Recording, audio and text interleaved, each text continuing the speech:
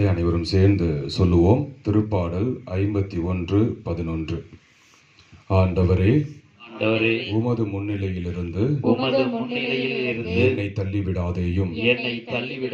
உமது தூய ஆவியை என்னிடமிருந்து எடுத்து விடாதேயும். நல்லவரே, உமது முன்னிலையிலிருந்து எங்கள் பாவங்களை முன்னிட்டு எங்களை தள்ளிவிடாதேயும். தூயவரே, உமது தூய ஆவியை எங்களுடைய தவறுகளை முன்னிட்டோ பாவங்களை முன்னிட்டோ எங்களிடமிருந்து எடுத்து விடாதேயும். தூயவர்களே, இறைவனின் உரிமை சொத்தான மக்களே, நம் இறைவன் நம் தாயை பெருமைப்படுத்தி இருக்கிறார்.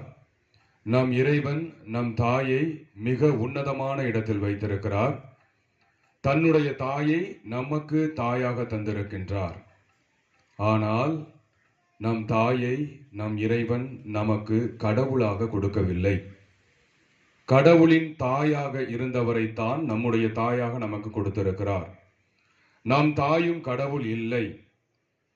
புனித அந்தோனியாரும் கடவுள் இல்லை. புனித செபஸ்தியாரும் கடவுள் இல்லை.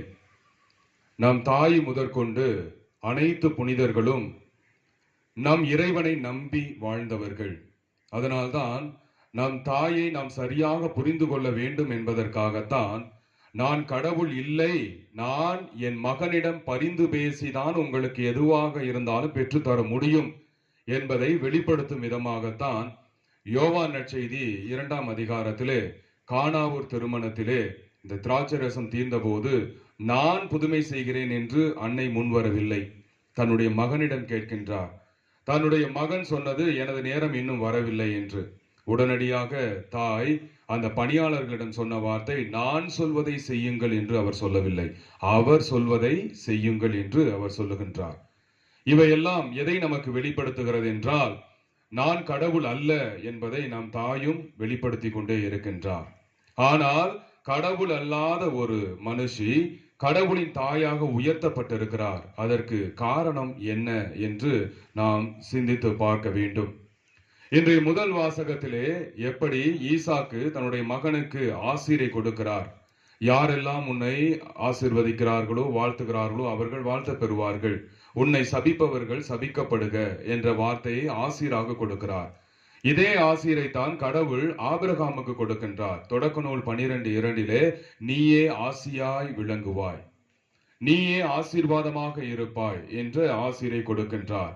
இந்த ஆசீரை போன்ற ஆசீரை தான் நம் தாயும் நமக்கு பெற்று தந்து கொண்டிருக்கின்றார். அதே போல எந்த மனிதனும் நம் தாய் முதற்கொண்டு இன்று இருக்கிற எந்த மனிதனும் நான் உன்னை ஆசீர்வதிக்கிறேன் என்ற வார்த்தையை சொல்ல முடியாது. கடவுள் தான் உன்னை ஆசீர்வதிக்க வேண்டும் என்ற வார்த்தை. ஏனென்றால் நாம் நம்பி வாழ்வது கடவுளை. இந்த நம்பிக்கையில் தான் நம் தாய் நிலைத்திருந்தார். அதனால் தான் இன்று வரை அவர் பேறு பெற்றவர் என்று போற்ற பெறுகின்றார். தலைமுறை தோறும் பேறு பெற்றவராக என்னை போற்றுவார்கள் என்று நம் தாய் சொன்னது இன்று வரை உண்மையாகி கொண்டிருக்கிறது. ஏனென்றால் அவர் நம் இறைவன் மீது கொண்டிருந்த நம்பிக்கை அப்படிப்பட்டது. இன்று நம் தாயை நாம் நினைவு கூறுகிறோம் என்றால் நாம் எதை மையமாக வைத்து நம் வாழ்க்கையை வாழுகிறோம் என்பதையும் சிந்தித்து பார்க்க வேண்டும். நாம் கடவுள் மீது கொண்டிருக்கிற நம்பிக்கையை அடிப்படையாக கொண்டு வாழ வேண்டும். எசாயா இறைவாக்கினர் 1ஆம் அதிகாரத்தில் 11 முதல் 14 வரை உள்ள இறைவசனங்களிலும், ஆமோஸ் இறைவாக்கினர் 5ஆம் அதிகாரத்திலே 21, 22 இந்த இறைவசனங்கள் என்ன சொல்லுகிறது என்றால், உங்களுடைய வழிபாட்டு கூட்டங்களை நான் அருவருக்கிறேன், வெறுக்கிறேன். உங்களுடைய திருவிழாக்களை நான் அருவருக்கின்றேன். நீங்கள் செலுத்துகிற எரிபலிகள் எனக்கு தேவையில்லை. உங்களுடைய காணிக்கைகள் எனக்கு வெறுப்பைத்தான் தருகின்றன. இந்த வார்த்தைகளை எல்லாம் கடவுள் பயன்படுத்துகிறார். ஏன் பயன்படுத்துகிறார் என்றால், ஆமோஸ் இறைவாக்கினரிடமும் இதே வார்த்தையை சொல்லி மக்களிடம் சொல் என்று அனுப்பி வைக்கும் போது இறுதியாக அவர் சொல்வது, இங்கு நீதியும் இல்லை, நேர்மையும் இல்லை. நீதி தழைத்தோங்கவில்லை, நேர்மை தழைத்தோங்கவில்லை. அப்படி நேர்மையும் நீதியும் இல்லாத இடத்தில் நீங்கள் எனக்கு திருவிழா எடுப்பதில் என்ன நன்மை நடந்து விட போகிறது என்பதுதான் அவருடைய கேள்வி. ஏனென்றால் நீதியும் நேர்மையும் எங்கு இருக்கிறதோ அங்குதான் கடவுள் இருக்கிறார். அந்த இடத்தில் தான் கடவுள் மீது இருக்கிற நம்பிக்கை அதிகமாகும். ஒரு மனிதன் உண்மையை பேசுகிறான் என்றால் கண்டிப்பாக அவன் கடவுளை நம்புகிறான் என்றுதான் அர்த்தம். என்ன நேர்ந்தாலும் பரவாயில்லை, நான் உண்மையை தவிர வேறு எதுவும் பேச போவதில்லை, நான் நீதிக்காக தலை வணங்குவேன் என்று சொல்லும் போது அவர் கடவுள் மீது இருக்கிற நம்பிக்கையை தான் வெளிப்படுத்துகின்றார். நம் தாய் நீதிக்கு துணிந்து நின்றவர், நேர்மையாக வாழ்ந்தவர். அதனால் தான் அவர் கடவுள் நம்பிக்கையில் நிறைந்தவராக இருந்திருக்கின்றார். அந்த நம்பிக்கை நம்மில் இருக்க வேண்டும். இன்றைய நற்செய்தி வாசகத்திலே நாம் பார்க்கின்றோம், யோவானின் சீடர்கள் நோன்பு இருக்கிறார்கள், உம்முடைய சீடர்கள் ஏன் நோன்பு இருப்பதில்லை என்ற கேள்வி முன்வைக்கிறார்கள். இந்த அப்போஸ்தலர்கள் கூட பல வருடங்களாக, அதாவது அந்த 3 வருடங்களிலே பல மாதங்களாக இயேசுவோடு பயணிக்கிறார்கள். இயேசு தனியே சென்று ஜெபிக்கிறார், தனியே ஒரு தனிப்பட்ட இடத்திற்கு போகிறார், வருகிறார். ஆனால் இவர்களுக்கு அவர் எங்கு போகிறார் என்று புரிந்து கொள்ள முடியவில்லை. அவர்கள் எப்பொழுது இயேசுவிடம் எங்களுக்கு ஜெபிக்க கற்றுத்தாரும் என்று கேட்கிறார்கள். ஆரம்பத்திலே அவர்கள் கேட்கவில்லை. அதற்கும் அவர்கள் வார்த்தைகளை வைக்கிறார்கள். யோவானின் சீடர்கள் ஜெபிக்கிறார்கள், எங்களுக்கு ஜெபிக்க தெரியவில்லை, ஜெபிக்க கற்றுத்தாரும். அப்படி என்றால் இதுவரை இயேசுவை அவர்கள் எப்படி பார்த்தார்கள்? நம்பிக்கை அந்த அளவுக்கு அவர்களுக்கு இருந்தது. அதே போல அவர்கள் ஜெபிக்கின்ற இன்னொரு ஜெபம், அது உடனடியாக இல்ல, பல மாதங்களுக்கு பிறகு, ஆண்டவரே எங்கள் நம்பிக்கையை மிகுதியாக்கும் என்று ஜெபிக்கிறார்கள்.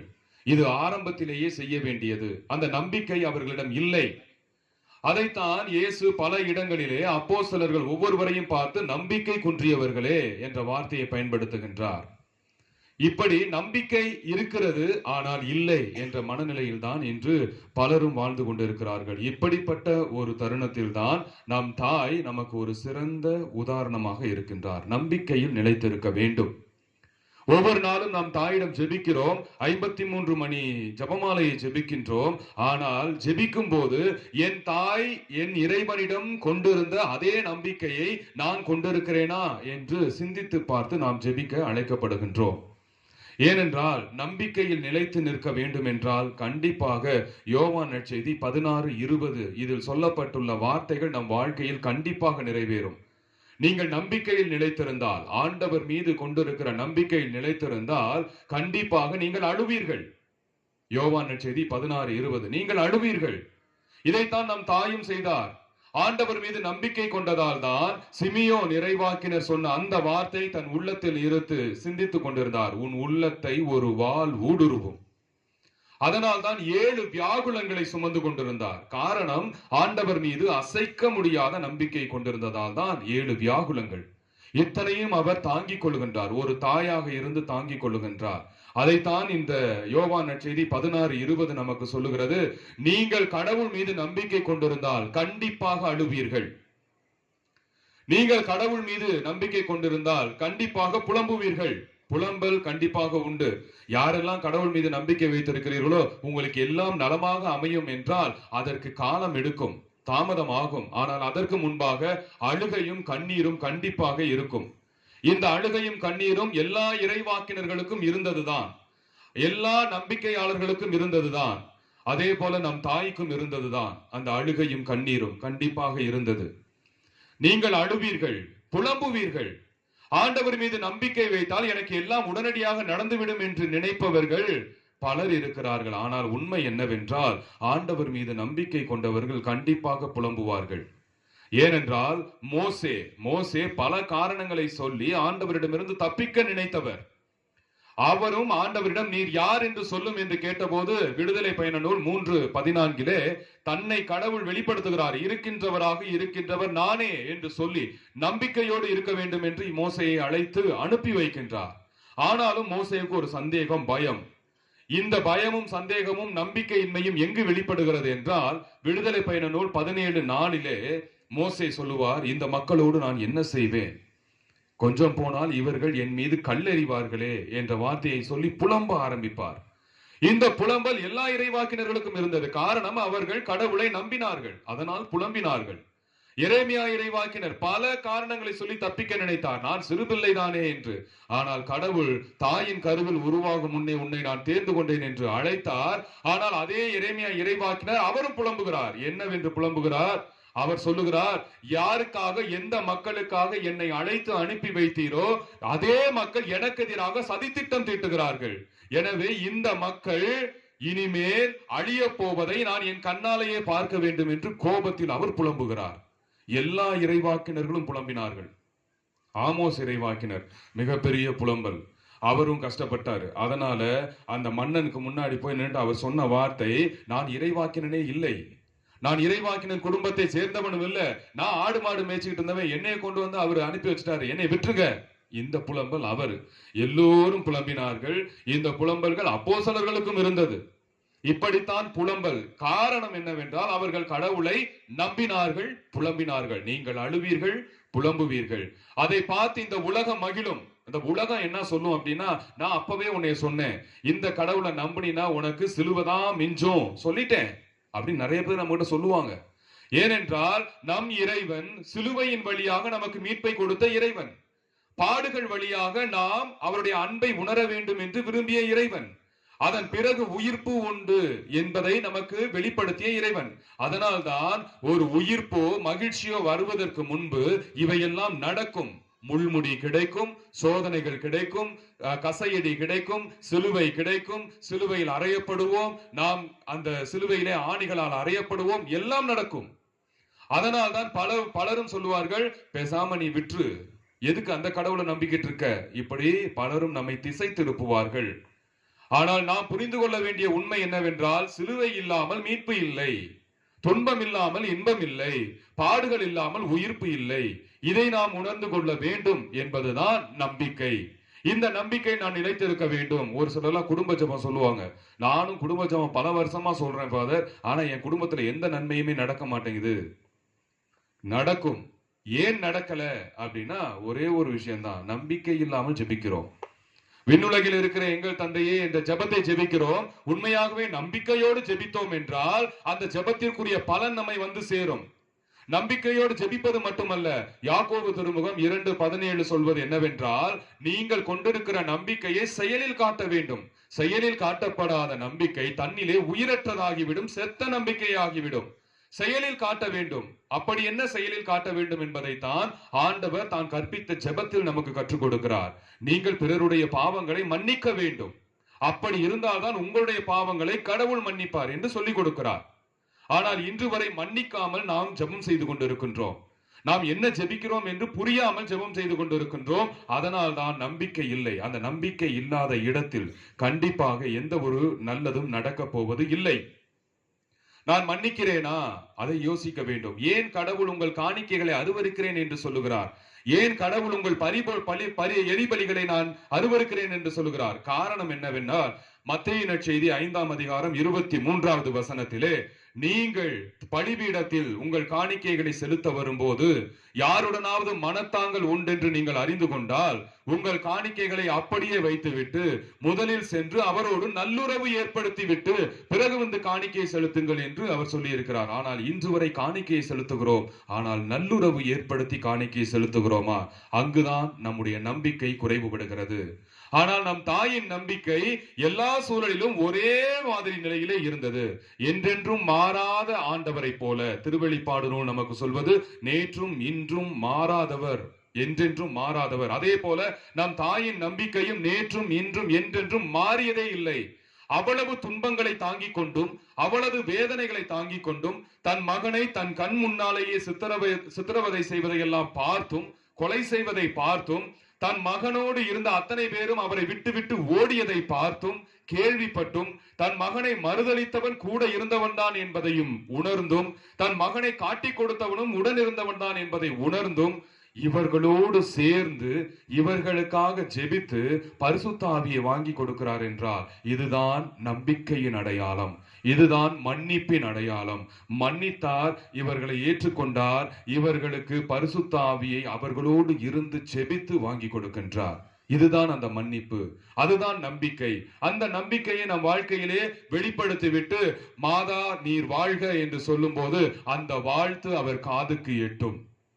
அந்த நம்பிக்கை தான் நாம் வாழ வேண்டிய வாழ்க்கை என்பதை நம் தாய் நமக்கு எடுத்து சொல்லிக் கொண்டே இருக்கின்றார். ஒவ்வொரு நாளும் சொல்லுகிறார், தன் வாழ்க்கையின் வழியாக சொல்லுகின்றார். நான் நம்பிக்கை நிறைந்தவனாக வாழுகிறேனா? நம் தாய் கடைசி வரை இறைவனை இறுக பற்றி கொண்டு வாழ்ந்த தாய் இன்றும் அவரைத்தான் இறுக பிடித்துக் கொண்டு வாழுகிறார். சீராக்கின் ஞான நூல் 2ஆம் அதிகாரம் 3வது வசனம் நமக்கு சொல்வது, ஆண்டவரை சிக்கன பிடித்துக் கொள்ளுங்கள், அவரை விட்டு விலகி செல்லாதீர்கள், உங்கள் வாழ்க்கையின் இறுதியிலே வளமை அடைவீர்கள் என்று. இதோ நம் தாய் இன்று பேறு பெற்றவராக போற்றப்படுகிறார் என்றால் காரணம் அவர் சிக்கன பிடித்து இருப்பது ஆண்டவரை மட்டும்தான். எக்காரணத்தை முன்னிட்டும் அவர் ஆண்டவரை விட்டுவிடவில்லை, அவர் இறுக பிடித்து கொண்டார். அதனால் இன்று வரை இன்றைய பதிலுரை பாடல்லையும் நம்ம அதைத்தான் பாடணும். எத்தனை பேருக்கு ஞாபகம் இருக்குன்னு தெரியல. ஏன்னா நம்ம பூசையில முதல் வாசகமும் மறந்துடும், 2ஆம் வாசகமும் மறந்துடும், திருப்பாடல் சுத்தமா மறந்துடும். இன்று அவர் பாடிய பாடல் அருமையா பாடினாங்க. அந்த பாடல் ஆண்டவரை என்னுள்ளம் போற்றி பாடுதே அப்படின்ற பாடல். ஆண்டவரைத்தான் என் உள்ளம் போற்றி பாட வேண்டும், மற்றவர்களை அல்ல. இதுதான் நம்பிக்கையின் அடையாளம். நான் நம்பிக்கையில் ஆண்டவர் மீது கொண்டிருக்கிற நம்பிக்கையில் நிலைத்து நிற்கிறேன் என்றால் நான் என்னுடைய உறவுகளோடு கொண்டிருக்கிற நம்பிக்கையில் அந்த உறவிலே நான் நிலைத்திருக்க வேண்டும். அதுதான் ஆண்டவரோடு கொண்டிருக்கிற நம்பிக்கை. அதனால்தான் நம் இறைவன் நமக்கு 10 கட்டளைகளை கொடுத்து அந்த கட்டளைகள் 2 கட்டளைகளில் அடங்கும் என்பதை நமக்கு வெளிப்படுத்துகிறார். 2ம் அன்பு கட்டளை.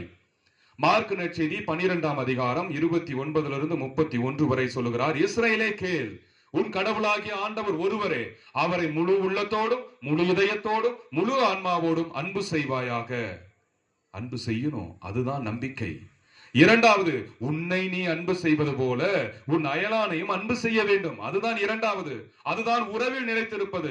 இந்த 2 அன்பு கட்டளைகளையும் யார் கடைபிடிக்கிறாரோ அவர்தான் அந்த இறைவன் மீது கொண்டிருக்கிற நம்பிக்கையில் நிலைத்திருப்பவர். உறவில் நிலைத்திருக்க வேண்டும். என்னென்ன உறவு? ஆண்டவருக்கு மிகவும் பிடித்த உறவு. சீராக்கின் ஞான நூல் 25ஆம் அதிகாரம் 1வது வசனம். மிகவும் ஆண்டவருக்கு பிடித்தமான உறவு. அந்த உறவில் நிலைத்திருப்பதுதான் ஆண்டவர் மீது கொண்டிருக்கிற நம்பிக்கையில் நிலைத்திருப்பது. 1, உடன்பிறப்புகளிடையே காணப்படுகிற ஒற்றுமை. அண்ணன் தம்பி அக்கா தங்கச்சி ஒற்றுமையா இருக்கணும். இது இறைவனுடைய விருப்பம். இந்த ஒற்றுமை நிலைத்திருக்கும் இடத்தில் ஆண்டவர் மீது கொண்டிருக்கிற நம்பிக்கை நிலைத்திருக்கும். ஆண்டவர் மீது கொண்டிருக்கிற நம்பிக்கை நிலைத்திருந்து யாரெல்லாம் வாழ்கிறார்களோ அவர்கள் பேறு பெற்றவர்கள். அவர்கள் தலைமுறை தோறும் பேறு பெற்றவர்கள். அவர்களுடைய பின்வருகிற தலைமுறையும் பேறு பெற்றது. அப்படிப்பட்ட தலைமுறை தான் நம் தாய். அந்த தலைமுறை தான் அவர் எல்லோரையுமே அரவணைக்கின்ற ஒரு தாய். நாம கடவுள் நம்மிடம் எதிர்பார்ப்பது முதலில் 1 என்னவென்றால் உடன்பிறப்புகளிடையே காணப்படுகிற ஒற்றுமை. இன்னைக்கு அந்த பழைய ஒயின் அதை பத்தி இன்றைய நற்செய்தியிலே நாம வாசிக்க கேட்டோம். பழையது புதியது, தோற்பைகள் ஊத்தக்கூடாது, ஊத்தணும் ஊத்தக்கூடாது, இப்படி இருந்தா 2ம் கெட்டு போகும், இப்படி இருந்தா 2ம் நல்லா இருக்கும். இதுதான் அவர் சொல்வது. நாம் என்ன செய்து கொண்டிருக்கிறோம்? பழைய நடந்த பல காரியங்களை வைத்துக் கொண்டு புதிதாக இந்த உறவுகளை புதுப்பிக்க முடியாமல் இன்னும் மனதிலே தேக்கி வைத்துக் கொண்டு வஞ்சத்தோடு வாழ்ந்து கொண்டிருக்கிறோம். அப்படி இருந்தால் எங்கிருந்து நம்பிக்கை வளரும்? எங்கிருந்து ஆண்டவர் மீது கொண்டிருக்கிற நம்பிக்கை நாம் வாழ முடியும்? முதலிலே உடன்பிறப்புகளே ஒற்றுமை. ஏதாவது பிரச்சனை நடந்திருக்கும், பணம் சொத்து பிரச்சனை நடந்திருக்கும், சரி விட்டுருவோம், மன்னிச்சிருவோம், எப்படி இருந்தாலும் எனக்கு அடுத்து பிறந்தவன் தானே, மன்னிச்சிருவோம், ஏத்துக்குவோம், சரி ஏதோ தப்ப அந்த நேரத்தில் தவறா பேசிட்டான், மன்னிச்சிருவோம், ஏத்துக்குவோம். இந்த மனநிலை நமக்கு வரவில்லை. ஆனால் ஆண்டவர் மீது நம்பிக்கை நிலைத்திருக்க வேண்டும். இதுதான் புதிய தோற்பை பழைய தோற்பை. பழையதை கொண்டு வந்து புதிய தோற்பையில போடணும்னு நினைக்காதீங்க. இதுதான் அவர் சொல்லிக் கொண்டிருக்கின்றார் நற்செய்தியில். அதனால் பழையது காரணமாக உங்கள் மனதிலே ஏதாவது வஞ்சகம் இருந்தால் எல்லாவற்றையும் தூக்கி எறிந்து விட்டு உடன்பிறப்புகளிடையே முதலில் ஒற்றுமையோடு பழகுங்கள். அண்ணன் தம்பி. இதுல அடுத்த நிலைக்கு நம்ம போயிட்டோம். என்னன்னா நம்ம வீட்டுல இருக்கிற பிள்ளைங்கள்ட்டே சொல்லி வளர்க்கிறோம், சித்தப்பன் வீட்டுக்கு போகாத, பெரியப்பன் வீட்டுக்கு போகாத. ஏன்னா அவனுக்கும் எனக்கும் சண்டை. சின்ன பிள்ளைகளுக்கு என்ன தெரியும்? ஆனா ஆரம்பத்திலே விஷத்தை ஊட்டி வளர்க்கிறோம். ஆனா நம்ம தாய் அப்படி தன்னுடைய மகனுக்கு விஷத்தை ஊட்டி வளர்க்கல.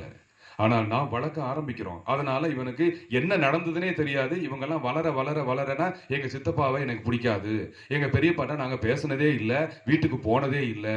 என்ன காரணம்னு கேளுங்க, இவங்க யாருக்குமே தெரியாது. இந்த விஷத்தை ஊத்துனது யாருன்னா உடன்பிறப்புகள். தேவையா நமக்கு? ஆண்டவர் முன்பு அழகு வாய்ந்தது, மனிதர் முன்பும் அழகு வாய்ந்தது முதல் உறவு உடன்பிறப்புகளிடையே காணப்படுகிற ஒற்றுமை. இருந்தால் நம்பிக்கையில் நாம் நிலைத்திருக்க முடியும். நம் தாயை போற்றுவது அர்த்தமுள்ளதாக இருக்கும். நம்ம உடன்பிறப்புகளோட ஒற்றுமையே இல்ல, சமாதானத்தையே பகிர மாட்டோம். ஆனா ஜெபமாலையை உருட்டுறதுனால எந்த பிரயோஜனமும் இல்ல. நம் தாய் அதனால் மகிழ போவது இல்லை. அதனால் நம் தாய் நம்முடைய நமக்கு தேவையான வரங்களை பெற்றுத்தர போவது இல்லை. அதனால பலரும் சொல்லலாம், நான் மாசம் மாசம் இந்த சனிக்கிழமையில வர்றேன், ஜெபமாலை சொல்றேன், நடந்துகிட்டே போறோம், ஜெபமாலை சொல்றோம், எனக்கு ஒண்ணுமே நடக்கல அப்படின்னா யோசித்து பாருங்கள். உறவுகள் முதலில் ஒன்றாக இருக்கிறதா? அந்த உறவுகளிலே விரிசல் இருந்தால் நீங்கள் எத்தனை முறை அன்னையை பார்த்து வாழ்க மரியே என்று வாழ்த்தினாலும் அன்னை மகிழ போவது இல்லை. அதனால் இறைவன் மீது எனக்கு இருக்கிற நம்பிக்கையை வெளிப்படுத்த முடியாது. அதனால் தான் முதல் உறவு உடன்பிறப்புகளிடையே காணப்படுகிற ஒற்றுமை. இரண்டாவது, அடுத்திருப்பாரோடு ஏற்படுகிற நட்பு. அடுத்திருப்பார் யாரு? அவங்க எந்த ஜாதி எந்த மதம்ங்கிறது நமக்கு முக்கியம் இல்ல. அவர்களும் இறைவனின் சாயல், அவர்களும் கடவுளின் சாயலில் படைக்கப்பட்டவர்கள். அவர்களுக்கும் பலமும் உண்டு பலவீனமும் உண்டு. எனக்கும் பலமும் உண்டு பலவீனமும் உண்டு. என் மறையுரை ஆற்றுவதால் எனக்கு எல்லாமே பலம் இருக்குன்னு அர்த்தம் கிடையாது. எனக்கும் பலவீனம் உண்டு. இந்த பலவீனத்தை நான் ஏற்றுக்கொள்ளணும். மற்றவர்கள் என்னை ஏற்றுக்கொள்ள வேண்டும் என்று நான் நினைப்பது போல நான் ஏன் மற்றவர்களை ஏற்றுக்கொள்ள கூடாது? அதைத்தான் பொன் விதியாக நம் இறைவன் நமக்கு சொல்லுகிறார். மத்தேயு நற்செய்தி 7ஆம் அதிகாரம் 12வது வசனத்திலே அவர் சொல்லுகிற வார்த்தை, பிறர் உங்களுக்கு என்ன செய்ய வேண்டும் என்று நீங்கள் விரும்புகிறீர்களோ அதையே நீங்கள் பிறருக்கு செய்யுங்கள். என்னை எல்லாரும் ஏத்துக்கணும், என்னுடைய நிலையை எல்லாரும் புரிஞ்சுக்கணும் நான் நினைக்கிறேன். நான் ஏன் மத்தவங்களை புரிஞ்சுக்க கூடாது? அடுத்திருப்பாரோடு ஏற்படுகிற நட்பு, ஜாதி மதம் இவற்றையெல்லாம் கடந்து ஏற்படுகிற அந்த நட்பு. அதனால்தான் யோவான் நற்செய்தியிலே 17ஆம் அதிகாரம் 21வது வசனத்திலே ஆண்டவர் இயேசு தெளிவாக நம்மிடம் சொல்லுகிறார், எல்லாரும் ஒன்றாயிருப்பார்களாக. அவர் சொல்லும் போது எல்லா கிறிஸ்தவர்களும் ஒன்றாயிருப்பார்களாக, எல்லா இந்த ஜாதியினர் ஒன்றாயிருப்பார்களாக என்று சொல்லவில்லை. அவர் சொல்வது எல்லாரும் ஒன்றாயிருப்பார்களாக. இந்த மனநிலை நமக்கு வந்தால் மட்டும்தான் ஆண்டவர் மீது நான் நம்பிக்கை கொண்டிருக்கிறேன் என்று அர்த்தம். எல்லாரும் ஒன்றாய் இருக்க வேண்டும் என்று இறைவன் விரும்புகிறார். ஆனால் இந்த வார்த்தையை சொல்லுகிற அருட்பணியாளர்கள் ஒற்றுமையாக இருக்கிறார்களா என்றால் அது மிகப்பெரிய கேள்வி. அதனால்தான் பல மக்களும் சொல்லுகிறார்கள், ஆயன் எவ்வளியோ மந்த எவ்வளி. நாங்க ஜாதி வேற்றுமை பார்க்க கூடாதுன்னா முதல்ல நீங்க கரெக்டா இருங்க அப்படின்னு சொல்லுகிற மக்களை நான் பார்த்திருக்கேன். ரொம்ப கரெக்ட், ரொம்ப நல்லது. அதை சொல்ல வேண்டியவர்களுக்கு வாழ்த்துக்கள். அப்படி சொல்லி அவர்கள் மாற வேண்டும். ஆனால் பலரும் அதை கண்டுகொள்வதில்லை. ஏன்னா சாமியாருங்க மாறிட்டாங்கன்னா நம்மளும் மாறிடணுமே, அதனால நம்ம ஏன் சொல்லணும், நம்ம இப்படியே இருந்துருவோம் வாழக்கூடிய பலரும் இருக்கிறார்கள். ஆண்டவர் மீது நம்பிக்கை துளி அளவும் கிடையாது. வெளியில சொல்லலாம் நான் நம்புறேன்னு, ஆனா எல்லாரையும் ஜாதியின் பெயராலோ மதத்தின் பெயராலோ ஒதுக்கி ஒதுக்கி ஒதுக்கி வச்சோம் அப்படின்னா நான் என் ஆண்டவரை நம்பவில்லை என்று அர்த்தம். அதற்கு சிறந்த உதாரணம் பவுலடியார். பவுலடியார் பிற இனத்தாருக்கு அப்போஸ்தலராக அனுப்பப்படுகிறார். அவரும் போகிறார், பிற இனத்தாருக்கு நற்செய்தியை அறிவிக்கிறார். அதனால் பல துன்பங்களை அனுபவிக்கிறார். ஆனாலும் தான் மேற்கொண்ட பணியிலே அவர் மிக தெளிவாக நற்செய்தி அறிவிக்கிறார். என்னை ஆண்டவர் அனுப்பியது புற இனத்தாருக்காக, நான் செல்லுவேன் என்று சொல்லுகின்றார். இதுதான் நம்ம செய்ய வேண்டியது. நட்பு, எல்லோரோடும் நட்போடும் பழகலாமே, விற்றலாமே, என்ன பிரச்சனை? எல்லாரும் 100 வருஷம் வாழ போறது இல்ல.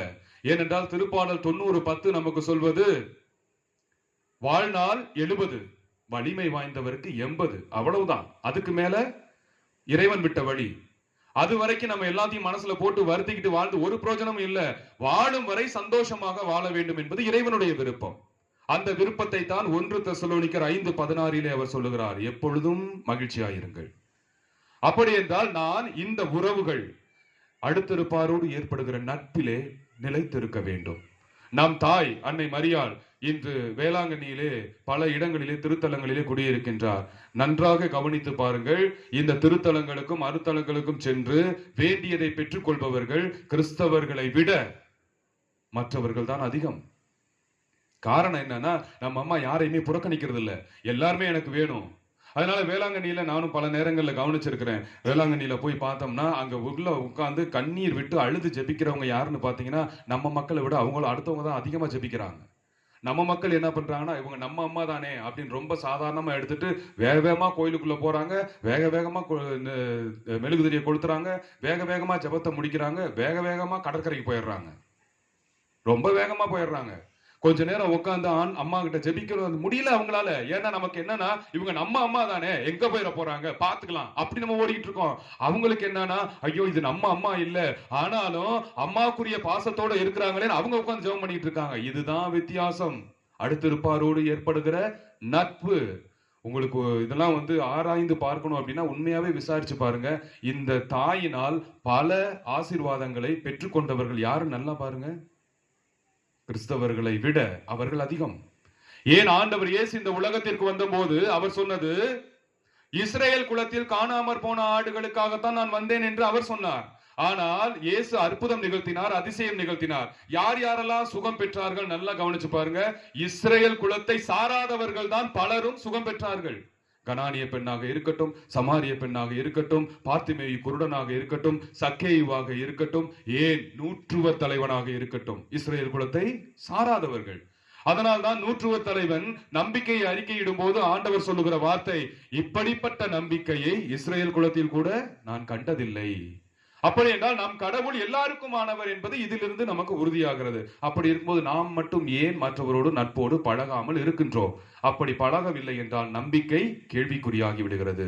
கடைசியாக மூன்றாவது உறவாக ஆண்டவர் விரும்புவது ரொம்ப அழகா அவர் சொல்றாரு, தங்களுக்குள் ஒன்றி வாழுகிற கணவன் மனைவியர். இன்னைக்கு குடும்பத்துல 1000 பிரச்சனை, ஆனா ஆண்டவரை நம்புறோம். ஆண்டவரை நம்புகிறோம், ஆண்டவர் மீது நம்பிக்கை வைத்து திருமண வாக்குறுதிகளையும் சொல்லுகிறோம். ஆண்டவர் முன்னிலையில் திருமண வாக்குறுதியை ஒப்பு கொடுத்து நாம் திருமணமும் செய்து கொள்கிறோம். ஆனால் 2 மாதங்களில் பிடிக்கவில்லை என்ற பிரச்சனை வருகிறது. கொடுத்த வாக்குறுதியை மறந்து விடுகிறார்கள். ஆண்டவர் முன்னிலையில் கொடுத்த வாக்குறுதி சுத்தமாக ஞாபகம் வருவதில்லை. எல்லாவற்றையும் விட்டுவிட்டு அவர்கள் பிரிந்து செல்லுகிறார்கள். இப்படி பிரிந்து செல்வதால் முதலில் வருத்தம் அடைகிற ஒரு உள்ளம் எந்த உள்ளம் என்றால் கடவுளுடைய உள்ளம். இரண்டாவது வருத்தம் அடைகிற உள்ளம் நம் தாயின் உள்ளம். அதற்கு பிறகுதான் பிள்ளையை பெற்றவங்க, மாப்பிள்ளையை பெற்றவங்க வருத்தப்படுறாங்க. அதுக்கு முன்னாடியே கடவுள் வருத்தப்படுறாரு. ஏன்னா அவருடைய விருப்பம் தங்களுக்குள் ஒன்றி வாழும் கணவன் மனைவியர். கணவன் மனைவி இருந்தா பிரச்சனை வரத்தான் செய்யும். அது 4 சுவத்துக்குள்ள முடிச்சுக்கணும். ஆனால் அதை வெளிப்படையாக எல்லாத்திட்டையும் சொல்லி நம்ம குடும்பத்தை நாமளே கெடுத்துக்கிட்டு இருக்கிறோம். இப்படிப்பட்ட ஒரு நிலையில் தான் கடவுள் நம்பிக்கை கேள்விக்குறியாகிறது. அதனால் கடவுள் நம்பிக்கை இருக்கிறது என்றால் உறவில் நிலைத்திருக்க வேண்டும். இந்த 3 உறவு ரொம்ப முக்கியமான உறவு. ஆனா இந்த உறவுகள்லாம் ஆண்டவர் எந்த உறவையெல்லாம் சொல்லல பாருங்க. சித்தப்பன் பெரியப்பன்ற உறவெல்லாம் சொல்லல. ரொம்ப தெளிவா 3 தான். இந்த 3 கடைபிடிச்சாலே எல்லாம் சரியாயிரும். அதுதான் கடவுள் மீது கொண்டு இருக்கிற நம்பிக்கையின் அடையாளம். நம்ம கடவுளை நம்புறோம். இப்ப நான் கேட்டேன்னா எல்லாரும் சொல்லுவோம் நம்புறோம் அப்படின்னு. நாளைக்கு ஞாயிற்றுக்கிழமை பூசையில மறையுறை முடிஞ்ச உடனே எல்லாரும் எந்திரிச்சு ஒன்னா பாடுவோம். என்ன பாடுவோம்? விண்ணையும் மண்ணையும் படைத்தவரா பாடுவோம். பாடுறது உதடு மட்டும்தான். ஆனா உள்ள நம்பிக்கை போகுதா அப்படின்னா கேள்விக்குறிதான்.